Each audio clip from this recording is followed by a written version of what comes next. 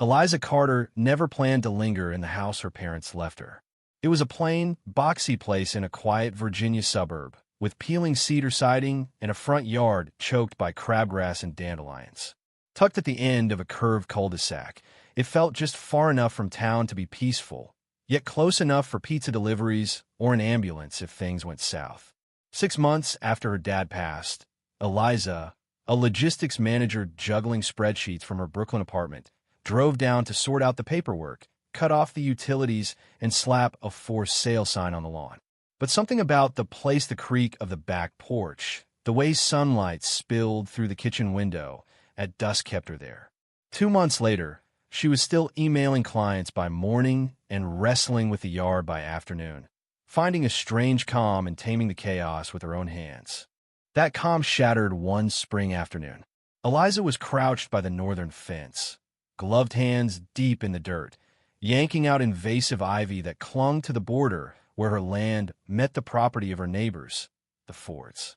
The Fords, Harold and Diane, both retired, wide-framed, and perpetually tanned, had lived next door for decades. Eliza barely knew them, recalling only fleeting waves from childhood VY sits. Diane, especially, was a fixture outside, fussing over hedges that didn't need trimming or rearranging her army of lawn gnomes like a general inspecting troops. Eliza hadn't spoken to her beyond a nod, but she'd already caught the VYB. Diane acted like she owned the whole street. That Tuesday, Eliza was prying up old bricks buried along the boundary when a county patrol car rolled up, slow and deliberate. No sirens, but all business. 2 officers stepped out, hands on their belts, exuding practice calm. The taller one, sunglasses perched on his head, spoke first. "Ma'am, we got a call about suspicious active VY tie here. Mind if we talk?" Eliza, still clutching her spade, stood, brushing dirt from her gloves, her mind scrambling. "This is my property," she said, wiping sweat from her brow. "I'm just weeding. What's this about?" The officers exchanged a glance. Neighbors reported digging near their land, possibly MOVYing property markers. They're worried about boundary tampering. Eliza let out a sharp laugh, half amused, half annoyed. "I'm pulling weeds, not stealing land. Check for yourself." They did, strolling the patch she'd cleared, jotting notes, then shrugging. "Looks fine," the tall one said. "Just doing our job. But heads up, your neighbors have called in complaints like this before. Your dad had some run-ins with them." Then they drove off. Eliza stood frozen, staring at the rickety fence, then down at the dirt. She wasn't mad, not yet. She was tired, like she'd been handed a puzzle with half the pieces missing. Diane's territorial streak was OBVYUS, but calling the cops over weeding? That was next level. That night, Eliza dug through her dad's old files, unearthing a notarized survey map from 15 years back. It showed her property line with star clarity, and the fence sat 6 feet inside her land. Diane's prized hostess, her gravel path, her creeping VY-ness, all on Eliza's property. Sleep didn't come easy. It wasn't the fight brewing that kept her up. It was the certainty of what kind it'd be. Diane hadn't called the police out of fear. She'd done it to flex power. And if her game was stay off what we've claimed, Eliza knew exactly what to do. She wasn't looking for a feud, she wasn't that type.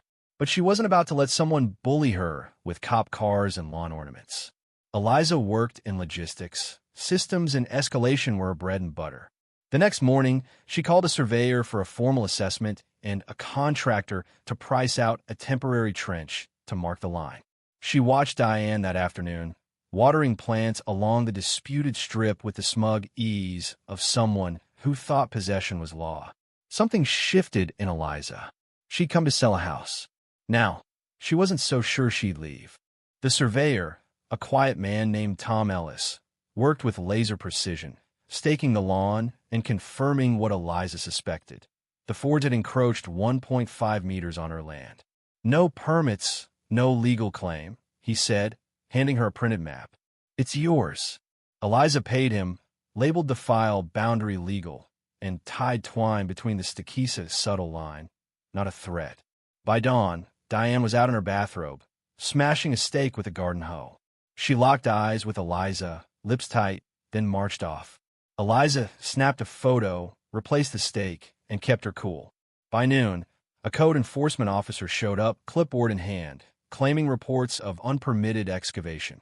Eliza handed over her survey, Tom's certification, and contractor notes. The officer, visibly annoyed, muttered, "You've done your homework," and left, warning of an open file for future complaints. Diane's strategy was clear: death by paperwork, not fists. She weaponized bureaucracy, hoping to drown Eliza in complaints. That night, Eliza caught Diane pacing the fence with a flashlight, pretending to search but clearly watching. Eliza didn't bite. She mailed a certified letter to the Fords, a neutral notice of the verified boundary, drafted by her lawyer, Rachel and Gwen. Diane stopped while VYing. Harold, usually in VY Cybele, started hovering by their gate, checking it obsessively. Tension simmered like heat in a sealed room. Then came a trench. A landscaping truck delivered gravel and timber, and workers cut a shallow, legal ditch along the boundary to redirect runoff and mark Eliza's line. 6 minutes in, Diane stormed out, arms crossed, yelling loud enough for the block to hear. "What's this mess? If that gravel spills, you're paying for it." Eliza stayed silent, handed the foreman her plan, and locked her door.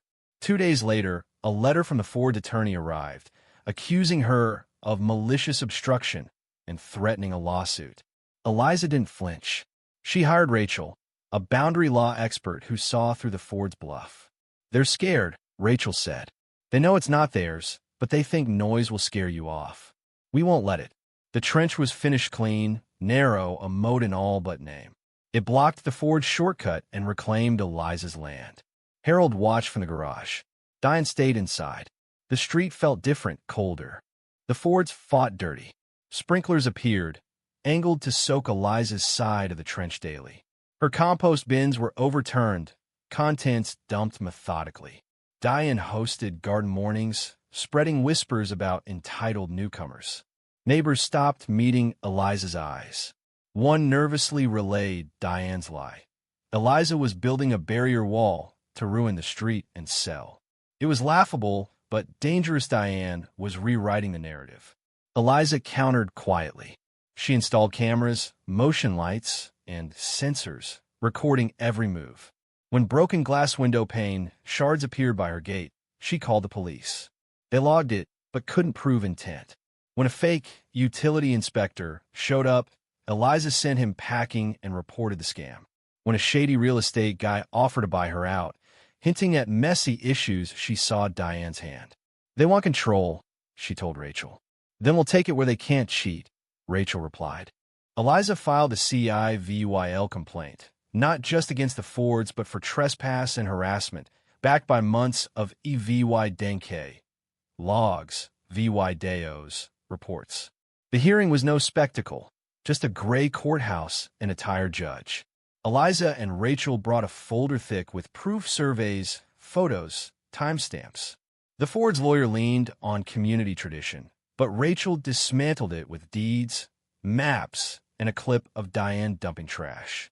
The judge cut through the fluff. "Show me a legal easement." The Fords had none. He ruled for Eliza, barred the Fords from nearing the trench, and warned against further interference. Diane's face collapsed, not in anger, but in defeat. They left without a word. 2 days later, a MOVYing truck pulled into the Ford's driveway. No one helped. Diane, in plain clothes, avoided Eliza's gaze. Harold carried a single plant. Their house at the market, polished but empty. The trench stood firm, a quiet line of gravel and cedar. Eliza didn't gloat. She felt steady rooted. New neighbors moved in kind, private, unaware of the war. Eliza gave them a survey map and got scones in return. She rebuilt her fence, planted grasses, and hosted friends, laughter filling the yard where fear once lived. The documents went into a box, archived but unforgotten. The house wasn't her dad's anymore. It was hers, earned through a fight she never wanted but wouldn't lose. What would you have done in Eliza's shoes? Fought back or walked away? Is a piece of land worth a war with your neighbors? Did Diane deserve to lose her home, or was Eliza too ruthless?